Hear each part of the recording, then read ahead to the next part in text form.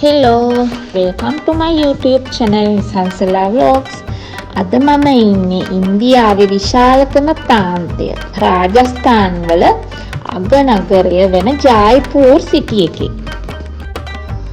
අද අපි ජයිපුර් වල තියෙන දේවල් බලන්න යන තමයි හිතන් ඉන්නේ. ඔන්න උදෙන් අපි ආව බ්‍රෙක්ෆාස්ට් ගන්න. ඉතින් බ්‍රෙක්ෆාස්ට් එකට pineapple juice, tea, coffee, corn flakes, fruits තිබුණා, mung bean තිබුණා, toasted bread, jam butter, එතකොට චට්නි වර්ග තිබුණා, sweet snacks තිබුණා.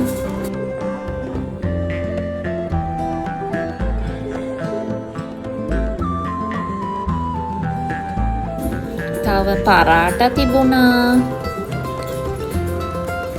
රයිතා තිබුණා, රයිස් එකක් තිබුණා, ඉඩ්ලි, සාම්බාරු, ඒ වගේ ගොඩක් දේවල් තිබුණා.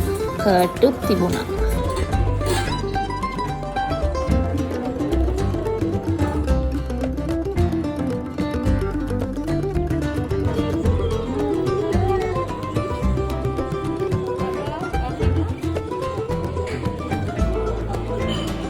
උදෙන්ම ඇවිල්ලා බ්‍රෙක්ෆාස්ට් එක අරගෙන අපි මේ හදන්නේ ඉක්මනටම ජයිපුර් වල ඇවිදින්න යන්න.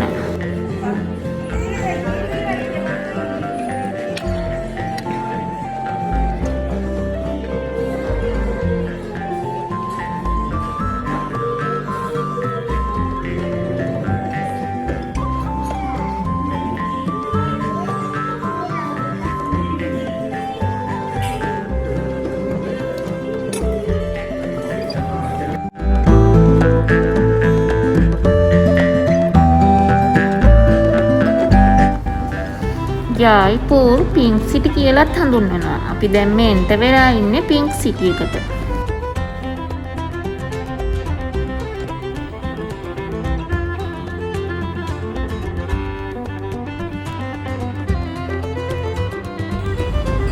ඔයාලට දැන් මේ පේන්නේ හාවා මහල්. ඉතින් මේ හාවා මහල් තියෙන්නේ ජයිපුර් පින්ක් සිටි එකේ. එතකොට මේ ජයිපුර් සිටි එක 1727 දී අමර්හි පාලකයා වූ මහරජා සවායි ජයි සිං රජතුමායි තමයි ස්ථාපනය කරලා තියෙන්නේ. ඉතින් මේ ටෙරාකොටා රෝස පැහැරය නිසා තමයි මේ ජයිපුර් වලට පින්ක් සිටි කියලා හඳුන්වන්නේ. ඉතින් අපි මේ දකින හාවා මහල් එකත් ඒ වගේ පාටක් තමයි ගන්නෙ. මේ හාවා මහල් එක රෝස පාට වැලිගල් වලින් 1799 දී මහරජා සවායි ප්‍රතාප් සිං රජතුමා විසින් තමයි ඉදි කරලා තියෙන්නේ. මෙහි මීපැණි වදයක හැඩයට සමාන කුඩා ජනේල 953ක් තියෙනවා කියලා තියෙනවා. එතකොට රජතුමා විසින් මේක හදලා තියෙන්නේ රාජකීය කාන්තාවන්ට වීදියේ දර්ශන, උත්සව අවස්ථා වගේ දේවල් නැරඹීමට සහ සිසිල් සුළං ලබා ගැනීමට.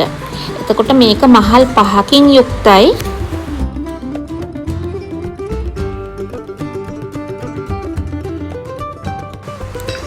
ඉතින් ඔයාලා හාවා මහල් බලනකම් මම කියන්නම්කෝ මේ ජයිපුර් වලට පින්ක් සිටි කියලා නම ලැබුණේ කොහොමද කියලා. 1876 වර්ෂයේදී බ්‍රිතාන්‍යයේ ඇල්බර්ට් කුමරු සහ රැජින ඉන්දියාවේ සංචාරයක නිරත වෙලා තිබෙනවා. එතකොට පාලකයා වෙලා ඉඳලා තියෙන්නේ මේ ජයිපුර් වල මහරජා සවායි රාම් සිං කියන රජතුමා. ඉතින් රජතුමා විසින් මේ ඇල්බර්ට් කුමරු පිළිගැනීම සඳහා තමයි ස්ථාන කීපයක මේ ටෙරාකොටා පින්ක් පැහැයෙන් වර්ණ ගන්වලා තියෙන්නේ. ඉතින් රජතුමාගේ බිසව කැමති වෙලා තියෙනවා මේ පාටට. ඒ නිසා රජතුමාගෙන් ඉල්ලීමක් කරලා තියෙනවා නගරයේ අනිත් ගොඩනැගිලිද මේ පාටින් වර්ණවත් කරන්න කියලා. ඉතින් රජතුමා ඒ බිරිඳ කියපු දේ අහලා රටවැසියන්ට අණ කරලා තියෙනවා අනිත් ගොඩනැගිලිද මේ පාටින් වර්ණ ගන්වන්න නැත්නම් ඒ අයට දඬුවම් කරනවා කියලා. අන්න එහෙම තමයි මේ ජයිපුර් පින්ක් සිටි වෙලා තියෙන්නේ.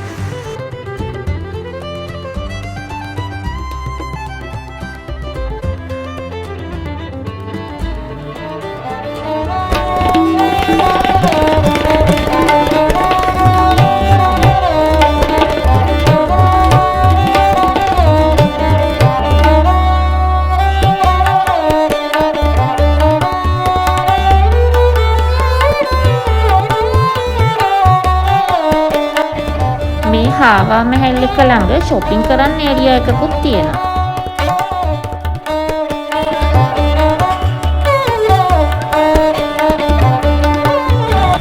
අපි හාවා මහල් බලන්න ආවා.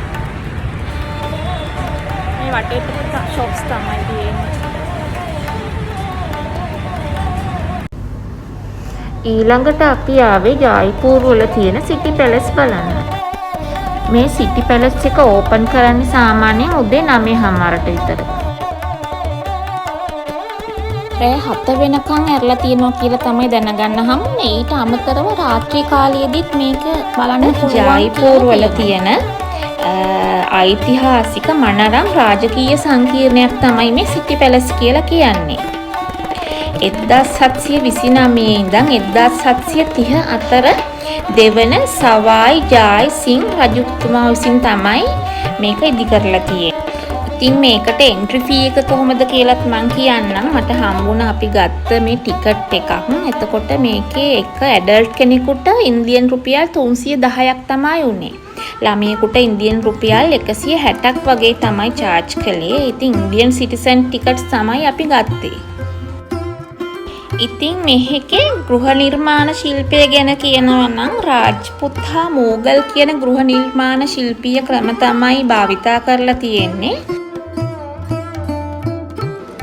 මේ සිටි පැලස් එක තුල ජයිපුර්හි රාජකීය පවුල දැනටත් ජීවත් වෙනවා කියලා තමයි දැනගන්න ලැබුණේ.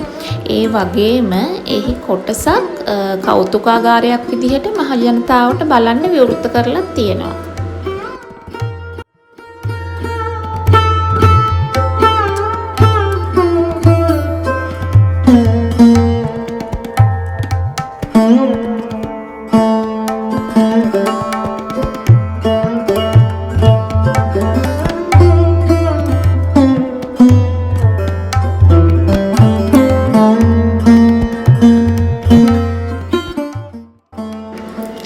ඔයාලා මේ දකින්නේ ඒ දවස්වල තිබුණු රාජකීය සභාවක්.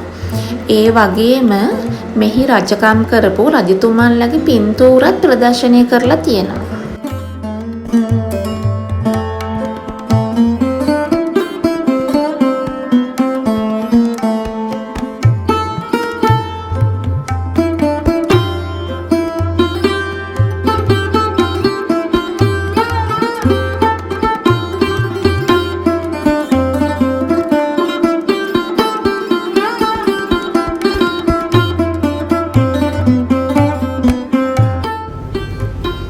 අපි ගත්ත ටිකට් එකට මෙතන තියෙන මියුසියම් එකත් බලන්න පුළුවන් වුණා. මේකේ ප්‍රදර්ශනයට තියලා තියෙන්නේ ඒ කාලේ හිටපු රජවරු බිසෝවරු භාවිතා කරපු ඇඳුම් පැළඳුම්, සංගීත භාණ්ඩ, අවි ආයුධ වගේ දේවල්.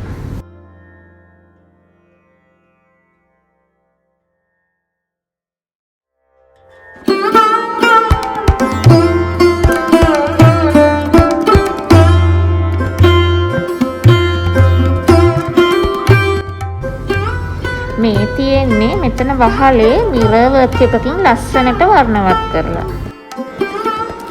ඔයාලට තව මෙතන බලනවා නම් චන්ද්‍ර මහල් කියලා තැනකුත් තියෙනවා. එතකොට එතෙන්ට වෙනම තව ටිකට් එකක් ගන්න ඕනේ.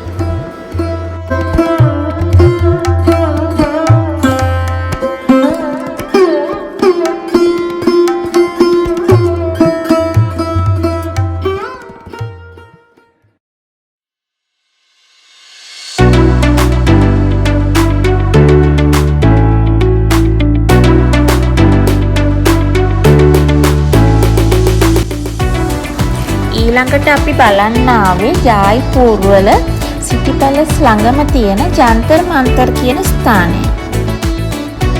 මෙතන එන්ට්‍රි ෆී එක ගැන කියනවා නම් ඇඩල්ට් කෙනෙකුට ඉන්දියන් රුපියල් 105ක් වගේ charge වෙනවා.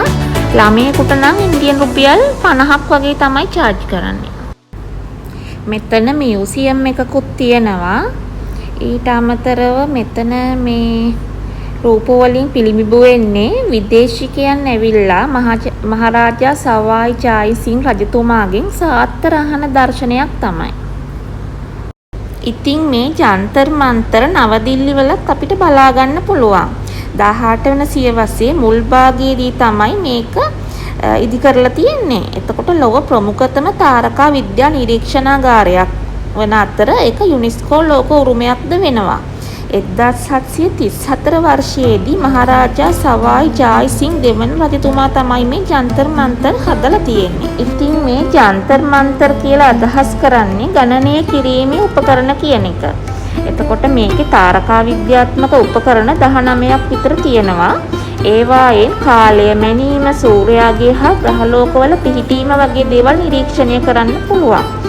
මේකේ අනිත් තියෙන විශේෂත්වය තමයි ගල්හිරු තැටිය වන සම්රත් යන්ත්‍රය තියෙන්නේ මේකේ. ඒක තප්පර 2ක පමණ නිර්වද්‍යතාවයකින් යුතුව දේශීය වේලාව පෙන්눔 කරනවා කියලා තමයි කියන්නේ. ඉතින් පාසල් යන ළමයෙක් මෙතෙන්ට එනවා නම් ගයිඩ් කෙනෙක් අරන් එන එක තමයි හොඳම දේ. එතකොට ඒ ගයිඩ් කියලා දෙනවා මේ උපකරණ ක්‍රියා කරන හැටි.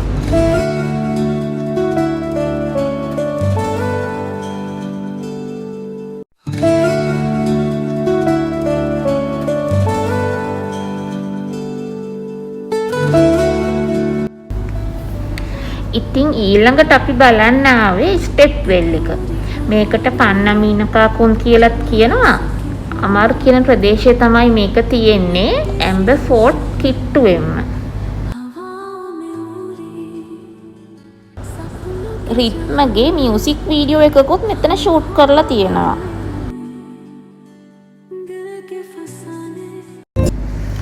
ඔන්න ඔයාලා බලලා කියන්නකෝ මං කරපු මියුසික් වීඩියෝ එක කොහොමද කියලා.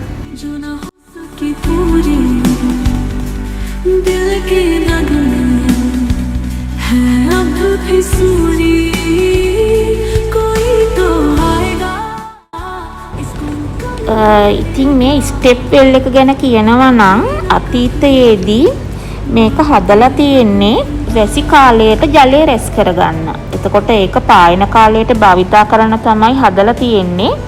එතකොට කාන්තාවන් මේකට ජලය ලබා ගැනීමට මෙන්ම සිසිලස ලබා ගැනීමටද ආවා කියලා කියනවා. ඉස්සර නම් මේ ස්ටෙප් වෙල් එකට බහින්න එහෙම දුන්නලු. දැන් නම් මෙතනින් බහින්න දෙන්නේ නැහැ. මෙතන වටේට සිකුරුට්ලා එහෙම ඉඳලා බලනවා අපි බහිනවද කියලා. මොකද මේ මෙතන කට්ටිය ෆොටෝස් එහෙම ගන්න ගිහිල්ලා වැටිලා තියෙනවලු කලු. खुद से बातें करते रहेंगे हम बिना किसी चाहत बयां सी उलझ මේ ස්ටෙප් වෙල් ළඟම තියෙනවා ගලින් හදපු නිකන් දේවාලයක් වගේ එකක්.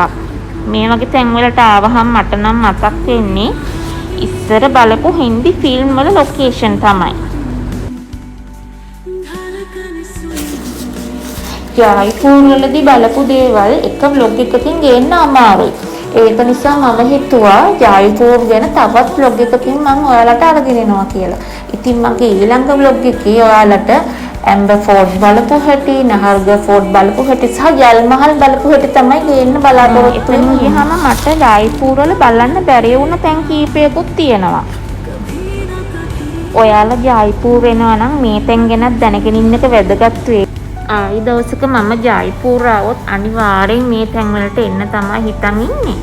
ගයිටෝකි චත්‍රියන් කියලා තියෙන මේ ප්ලේස් එක ලස්සන පන්සලක්. ඊට පස්සේ පැට්‍රිකා ගේට් කියලා තැනක් තියෙනවා. ඔයාලා ලස්සනට ෆොටෝස් එහෙම ගන්න ආස කෙනෙක් නම් ඒකට හොඳම තැනක් එතන. ඊට පස්සේ ඇල්බර්ට් හෝල් මියුසියම් තියෙනවා. තව තියෙනවා චෝකිදානි කියලා ප්ලේස් එකක්. මෙතනට ආවොත් ඔයාලට සම්පූර්ණයෙන්ම අර රාජස්ථානි කියන වයිබ් එක අත්විඳින්න පුළුවන්. තව චෝකිදානි වලින් රසම රස ට්‍රැඩිෂනල් ඉන්දියන් තාලි එකක් රස බලන්නත් පුළුවන්. ඉතින් අදට මම නවතින්න තමයි යන්නේ. ඊළඟ vlog එකෙන් ජයපුර වල මම බලපු තව ලස්සන තැන් අරගෙන එන්න ඉක්මනටම බලාපොරොත්තු වෙනවා. එහෙනම් ඔයාලා හැමෝටම ජය වේවා. ගිහින් නම් බයි බයි.